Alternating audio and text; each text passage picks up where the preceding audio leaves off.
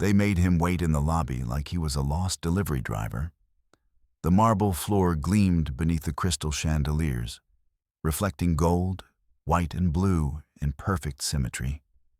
Uniformed officers moved in crisp formation, medals shining, boots polished like mirrors. Civilians in tailored suits murmured about contracts and defense budgets. The air buzzed with prestige, loud, immaculate, commanding. And in the middle of all that shine sat an old black man in a faded jacket. His coat was frayed at the cuffs, his boots were dusty. His hands, dark, calloused, trembling slightly from age, rested on a cane polished not by money, but by time. He sat quietly in a hard wooden chair near the wall, shoulders straight, posture dignified. But the room treated him like a stain in a museum. A young officer walked past, nose lifted. "Sir, this lobby is restricted. Only authorized personnel." The old man nodded politely. "I'm here for the Veterans Commendation Review. I was told to—" "Oh," the officer said with a smirk. "You're the one who requested that meeting. The general doesn't take walk-ins." A few other officers chuckled nearby. A secretary at the front desk chimed in without looking up. "He probably wants a replacement medal or something." Her voice dipped with disdain. "They always think they're owed more than they earned." The old man said nothing. He merely folded his hands and continued waiting. Another officer, tall, blond, and brimming with smug confidence, approached with a clipboard. "Sir, this meeting requires an appointment. We can't just let anyone waltz in because they served. You understand, right?" "Lieutenant," someone muttered from behind, "be careful. He might show you his war stories." Laughter, quiet but cutting. And still he did not react. He lifted his eyes only once, slow, deliberate, steady. They were dark eyes, old as storms, carrying memories none of these polished boots or pressed uniforms could imagine. But they didn't see that. They saw age. They saw black skin. They saw a shabby coat. So they assumed worthlessness. Let me ask you something. Have you ever watched a room full of people decide your value before hearing a word from your mouth? Have you ever sat silently while others mistook your humility for weakness, your patience for irrelevance, your scars for shame? The Defense Headquarters lobby was a world built on hierarchy. Medals spoke louder than voices. Ranks overshadowed humanity. Those with stars on their shoulders walked through private doors. Those with stripes walked quickly. Civilians moved like shadows, careful not to interrupt the flow of power. And in that world, an old black veteran with no rank, no uniform, and no advocate was invisible. That blond lieutenant, Lieutenant Carson, was the worst of them. He strutted through the lobby with a kind of arrogance only privilege could raise. His hair was perfectly parted, his jaw clean-shaven, his uniform immaculate. He enjoyed being seen, enjoyed the weight of the eyes that followed him, enjoyed the praise he collected like coins. He carried a superiority complex so large it barely fit in the lobby. He passed by the old man again, stopping this time to speak loudly enough for witnesses. "Sir, you need to leave. This area is for active personnel and scheduled VIPs. You can't just sit here hoping the general will come greet you." The old man spoke softly. "I submitted papers last week. I was told to come today." Carson chuckled. "Who told you that? Someone actually wasted their time?"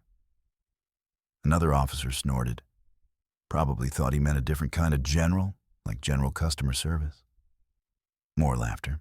The old black man didn't move. He didn't glare. He didn't grow defensive. He simply inhaled slowly through his nose, exhaled quietly, and said, I'll wait. Carson scoffed loudly. Wait all you want. The general doesn't meet with... He stopped because a civilian contractor had walked in, ushered by 2 officers. The man wore a $1,000 suit and a fake grin. Carson straightened, adjusting his uniform, smoothing his hair. Mr. Keating, welcome. Let me escort you myself, Carson said eagerly, abandoning his irritation the way some people drop their empathy. As they walked past, Keating, glancing at the old man, whispered, "Why do they let people like that linger in the lobby? It looks unprofessional." Carson chuckled. "I know. I'll have him removed in a minute." "Good," Keating sneered. "This is a high-class facility, not a waiting room." The words hit the lobby air with a heavy cruelty. The veteran lowered his eyes to the floor. Inside, something flickered behind them. Something old, something silent, something forged in darker places than this pristine building. But no one noticed, because no one cared to look at him long enough to see his depth. They assumed he was a relic, a nobody, a burden. They didn't know his name. They didn't know his history. They didn't know the medal tucked into his jacket pocket wasn't a decoration. It was a witness. They didn't know the cane he leaned on wasn't simply wood. It was carved from the stock of a rifle he carried in a war none of them studied deeply enough to respect. They didn't know he wasn't here for a misplaced medal. He was here to deliver something. Something only one man in the world needed to see. And that man, the general, was the one person not in the room. Yet. Slowly, a receptionist approached the veteran with a clipboard. "Sir," she said, voice brittle, "you need to move to the hallway. This seating is for scheduled visitors, not..." Her voice trailed off because she finally saw his jacket patch. The faded, threadbare insignia. 82nd Airborne Division. Her eyes widened. Her throat bobbed. Before she could speak, Carson swooped back in. "Did he give you trouble?" he asked loudly. "No, I just noticed his..." Carson cut her off with a wave. "Don't let the old patch fool you. Anyone can buy vintage gear online." The veteran looked up at him slowly. "No one buys this," he said. His voice was soft, but it carried. Carson laughed, tone dripping superiority. "Sir, please, if you were really 82nd Airborne, you'd have documentation. Your name would be on file. Someone would have recognized you. Someone would have recognized you."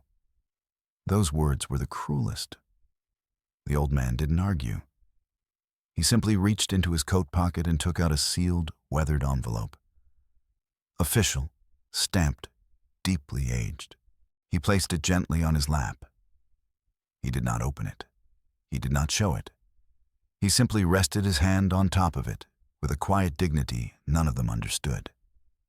Carson rolled his eyes and walked away, muttering, "I give him 10 more minutes before security escorts him out." 10 minutes passed, then 20, then 30. The veteran did not move. He waited, unshaken, unbothered, unmoved, and that's when the crisis struck. An alarm blared down the hallway, sharp, sudden, urgent. A voice shouted, "System failure! The secure server is down!" Another shouted, "The encrypted case file won't open." Carson sprinted toward the commotion, shouting orders he didn't understand. Officers panicked, typing frantically into terminals as error messages flashed across screens. "Someone call IT. We can't authenticate. Sir, the general needs this brief for the NATO call in 10 minutes. We can't access it." The old man sat still, silent, watching chaos erupt. Then slowly, he stood. He lifted his cane. He picked up the envelope. He walked toward the crisis, ignored, unnoticed, until one officer blocked him. "Sir, you can't be back here. This is a secured technical." I know what it is, the old man said quietly. Let me see. Carson rushed in, breathless. We're locked out of the encrypted file server. The key codes aren't registering. General McAdams is on his way, and if we don't... He froze. The old veteran was standing beside the console. Carson's face twisted. No, sir, step away. You don't know what you're doing. You don't belong... The old man touched a single key on the terminal. One key, and the screen stopped glitching. Carson blinked. What did you... Another key. The system asked for an override. Carson sputtered. You can't... You don't have clearance? The old man entered a sequence. Not random, not lucky, precise, flawless. Muscle memory. The console beeped. The encrypted files unlocked instantly. Silence fell. Carson's mouth dropped open. Officers stared. Someone whispered, How did he... The old man simply said, Your system uses a legacy military encryption protocol. They trained us on this in '68 before we deployed. Carson whispered, This system wasn't built until 2005. The veteran looked at him. They based it on our field cipher. I helped write the original code. The lobby fell into stunned, breathless silence.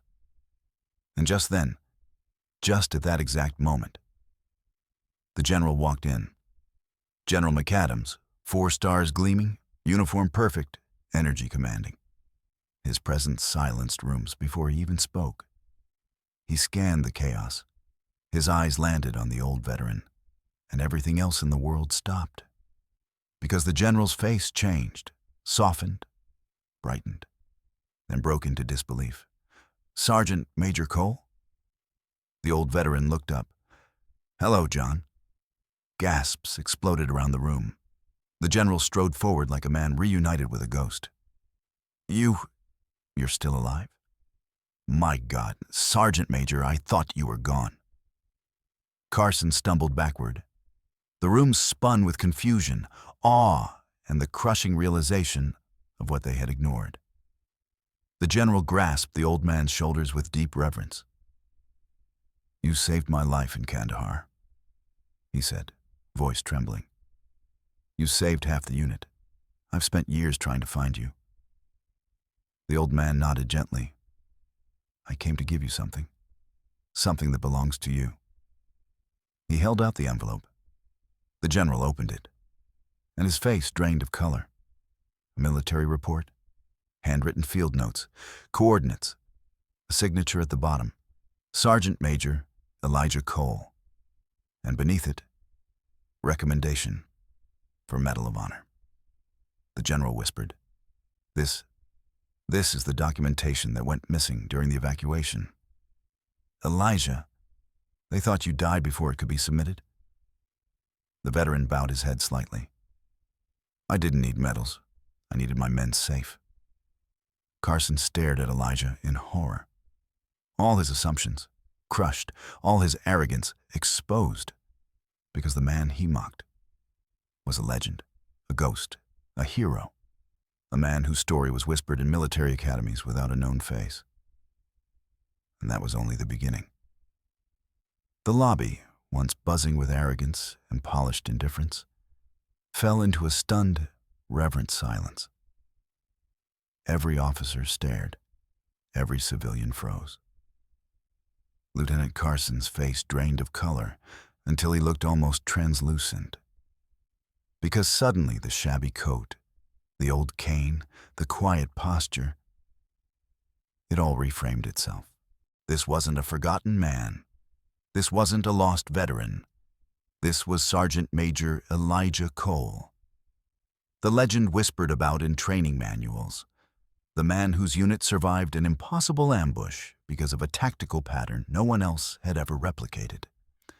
The man who vanished from military records like smoke. The general clasped Elijah's forearms like a son gripping a father. Elijah Cole, he said, voice shaking. You're the reason I'm standing here. You're the reason dozens of soldiers made it home. How? How have you been living all these years? Elijah gave a gentle smile. Quietly, John. Very quietly. It was always like him. Never taking credit, never seeking attention, never believing survival made him special. The general turned to the stunned officers. "This man," he announced, "is one of the greatest tactical minds the United States military has ever seen."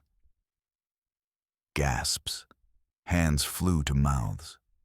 A few officers instinctively straightened their posture as though instinctively standing at attention in the presence of greatness. Carson swallowed hard. "Sir, he didn't say he was—" The general snapped. "Lieutenant, if he said he was my grandmother, your job is to verify before you humiliate him." Carson flinched. "Elijah," the general said softly, ignoring everyone else, "why didn't you tell the staff who you were?" Elijah's eyes twinkled with a quiet humility. "They didn't ask."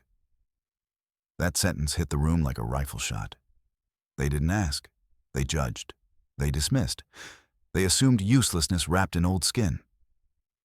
The general exhaled, a mix of fury and sorrow. "You came here for me. What do you need? Anything. Say the word." Elijah lifted the envelope again. Inside, another folded sheet lay hidden beneath the Medal of Honor recommendation. He handed it to the general. McAdams unfolded it slowly. It was a map. Old, faded, worn. A map sketched by Elijah's hand 50 years ago, detailed with impeccable precision. Landmarks, supply routes, hidden paths, escape vectors. Every soldier who survived that night lived because of that map. The general touched it like it was holy. "Elijah, this was your masterpiece. The one thing we never recovered." Elijah nodded. "I kept it. War doesn't leave you with many souvenirs worth keeping. But this one did." Officers gathered around in disbelief. "Look at the markings. He predicted the enemy movement. This is insane accuracy. He did this by hand?" Elijah spoke quietly. "We didn't have tablets back then." Carson whispered, "My God." Elijah stepped toward the server console again. "Your system fails because you're using modern encryption built on incomplete legacy code.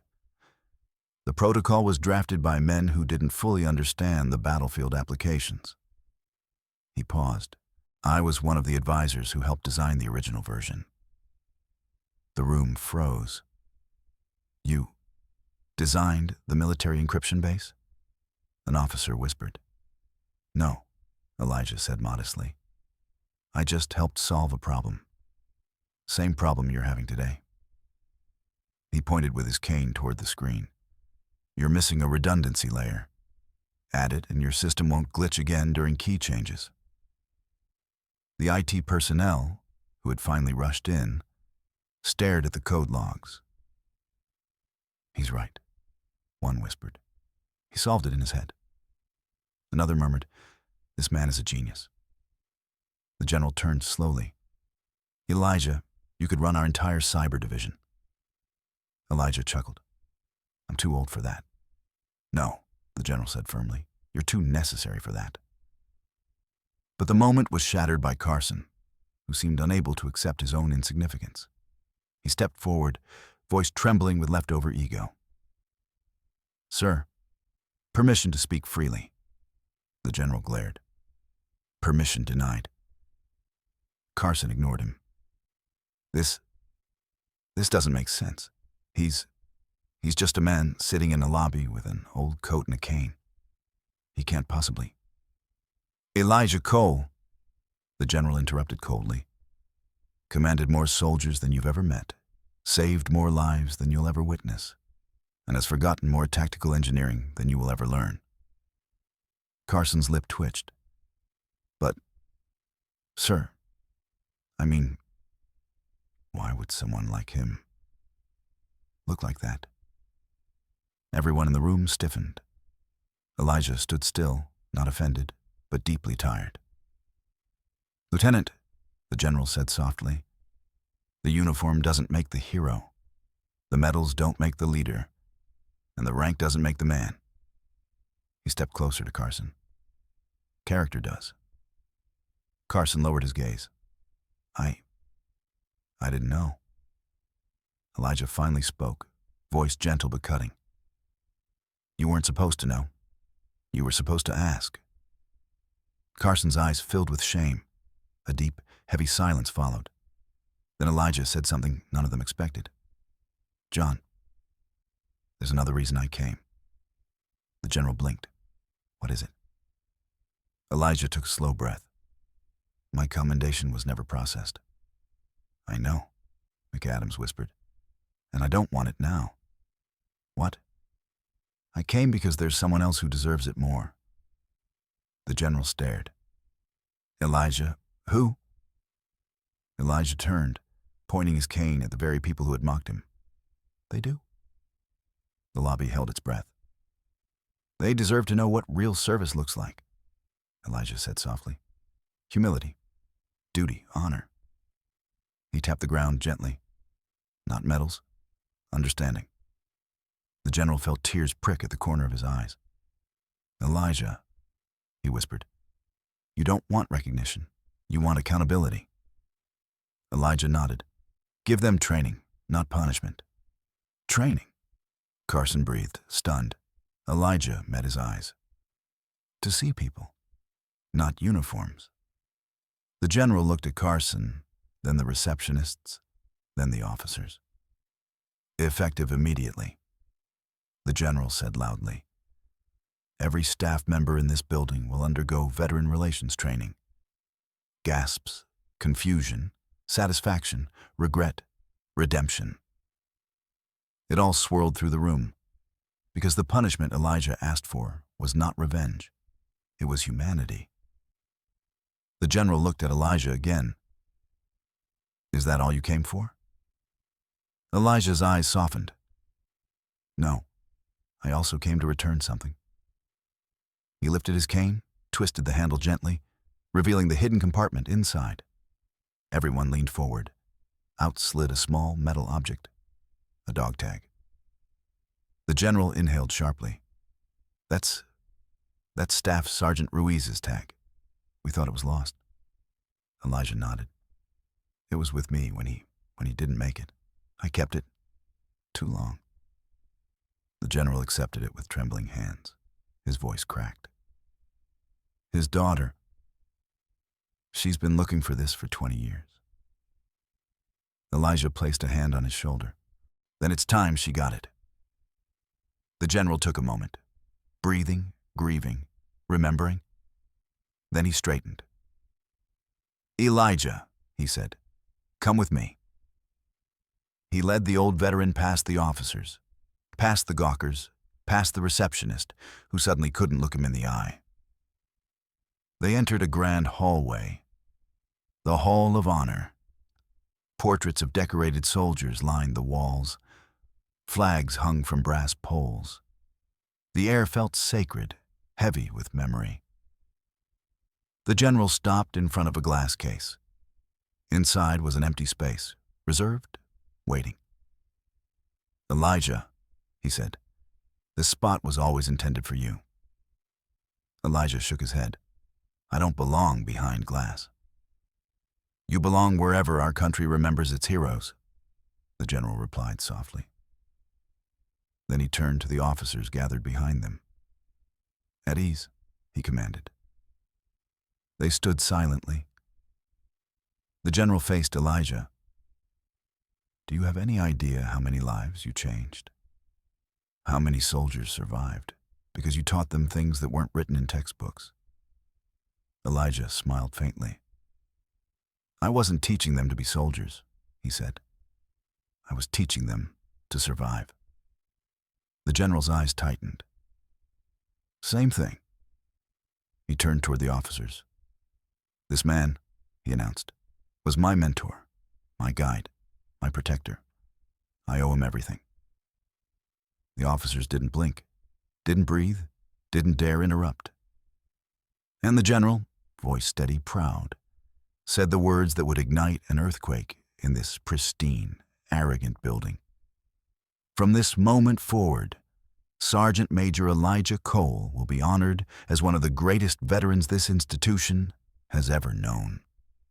The room erupted, but not loudly. No applause, just stunned reverence.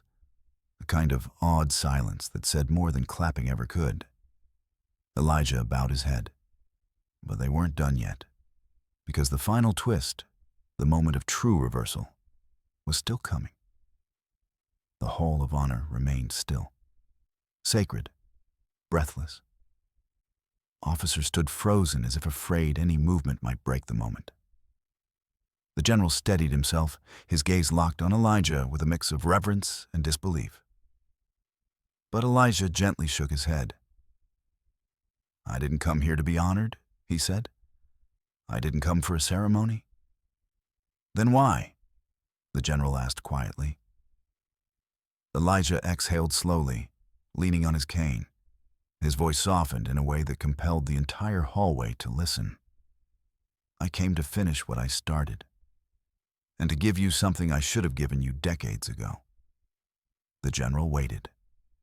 Elijah reached into his jacket again, slower this time, as though the weight of the object inside tugged at his bones.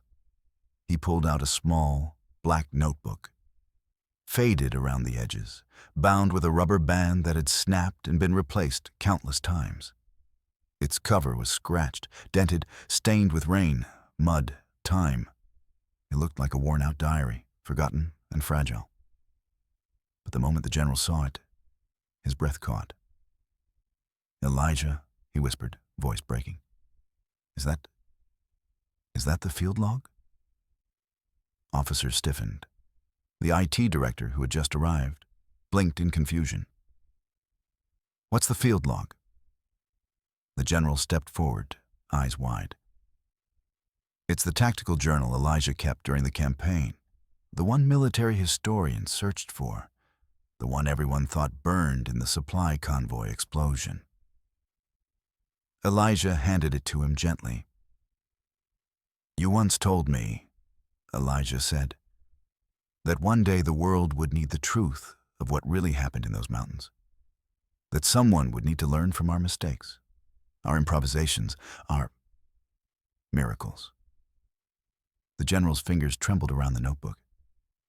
"Elijah," he whispered, This is priceless." "Not to me," Elijah said. "To me, it's just memories. Painful ones." Carson stepped forward cautiously. "Sir, why is it so important?" The general didn't take his eyes off Elijah. "Because this book," he said, holding it up, "contains the tactical strategies that saved our unit from being wiped out." A hush fell over the hall. "And more than that," the general continued, voice thick with emotion, "it contains detailed documentation of one of the most brilliant, instinctive battlefield minds ever produced by the U.S. Army." Carson swallowed. "His?" The general nodded. "Elijah Cole wrote counter-ambush patterns that modern special forces still study. He predicted supply chain weaknesses 2 days before the enemy exploited them. He invented hand signal systems under fire. He improvised encryption under conditions that no trained code breaker could survive." Elijah lowered his eyes, embarrassed. "I'm not special," he muttered. "I just paid attention." The general stepped closer. "No," he said. "You're extraordinary." Carson's face collapsed into guilt. Real, painful guilt. "Sergeant Major," he said quietly, I treated you like you didn't matter. Like you were just another visitor wasting our time." Elijah's gaze shifted to him. Carson swallowed, eyes shining. "I'm sorry," he said, voice cracking. "Not because you turned out to be important, but because every person who walks in here deserves respect. And I forgot that." Elijah nodded once. "That's how respect works," he said softly. "You give it first. The receptionist wiped tears from her eyes. Even the IT techs, who didn't know Elijah, didn't know the war, didn't know the legend, felt the gravity pressing down on their hearts. The general straightened. "Elijah," he said, "there's something I should have done decades ago." He stepped back, clearing his throat. Then his voice rang out across the hall, commanding, powerful, imbued with raw sincerity. "Attention!" Every soldier snapped upright instantly. Elijah blinked, startled. The general stepped directly in front of him, heels clicking together. For acts of extraordinary heroism, for tactical brilliance that saved American lives, for decades of unrecognized service, for humility beyond measure, and for a lifetime of sacrifice. The general removed his own 4-star insignia pin. Gasps exploded across the hall. He placed it gently on Elijah's jacket. "I honor you, Sergeant Major Elijah Cole." The officers didn't just stand at attention. They saluted, all at once. A wave of arms rising in unison. A silent thunder of respect. The Hall of Honor filled with a reverence so deep it didn't need applause. It didn't need music. It didn't need cameras. It only needed truth. Elijah stood still. A lone tear escaped down the side of his weathered face. One tear for the soldiers lost, one for the years forgotten, one for the recognition he never sought. The general let his hand lower slowly. "Elijah," he said, "this building will never treat another veteran the way they treated you. Not after today." Elijah nodded. Then maybe today was worth it. But the moment wasn't finished, because destiny had one last reveal. "Sergeant Major," the general said, clearing his throat, "there is something you need to know." Elijah raised an eyebrow. "Your commendation package, the one that never went through, the one that went missing in the chaos. Yes?" The general swallowed. "It didn't go missing." A hush fell. Elijah frowned slightly. "What do you mean?" The general looked at him with a bittersweet smile. "I submitted it again, 10 years later. And again, 5 years after that. And last year, I submitted it one final time." Elijah's heart thudded. "But they never called me," he said. "No," the general replied. "Because they've been searching for you. They never had a current address or a phone number or anything." Elijah's breath caught somewhere between disbelief and sorrow. They tried to find me?" "For years," the general said. "Because, Elijah, something happened." He placed a gentle hand on the veteran's shoulder. "You were approved." The room froze. Elijah blinked. "Approved? For what?" The general's eyes glistened. "The Medal of Honor." Gasps shattered the silence. The receptionist covered her mouth. Carson staggered backward. An officer whispered, "The Medal of Honor." Elijah's cane slipped in his grip. "No," he whispered. "No, John. I can't. That's not." "It is," the general said. "The highest military honor, awarded to you, and waiting only for you to receive it." Elijah's legs nearly buckled. For a moment, the world fell away. He wasn't in a grand hallway. He wasn't surrounded by officers. He wasn't standing under flags and honors. He was back in the desert, dust in his throat, smoke in his lungs, gunshots echoing through the mountains, the weight of wounded men in his arms, the heat of fear and the cold of resolve. He whispered, "I didn't earn that." The general stepped closer. "You earned more than that." "No," Elijah said, shaking his head. "The honor belongs to those who didn't come home." The general nodded softly. "And they would want you to carry it for them." Silence. Raw, heavy, sacred. Elijah wiped a tear with the back of his hand. "John," he whispered, "I don't know if I can accept it." The general took his cane gently, helping steady him. "You already did," he said. "You accepted it the day you saved us all." Behind them, the officers straightened again. Not because they were told to, but because something in their souls demanded it. Reverence, recognition, justice.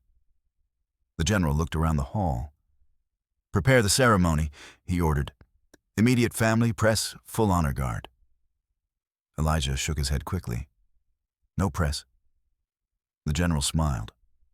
"Then no press?" Elijah took a long, trembling breath. "John?" "Yes?" "Can I sit for a moment?"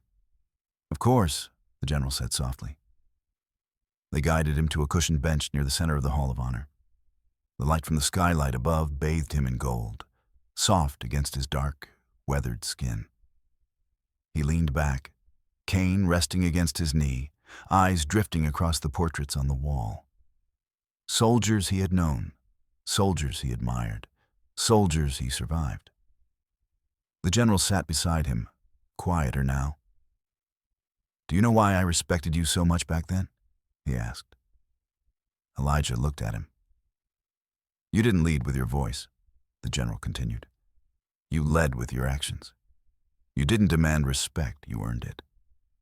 And you earned it because you always saw your men, not their rank, not their records."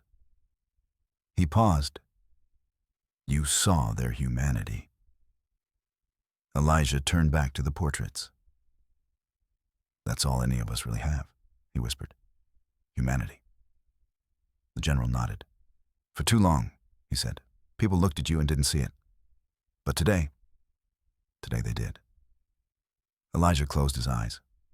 For a brief, peaceful moment, he simply breathed, slow, steady, alive.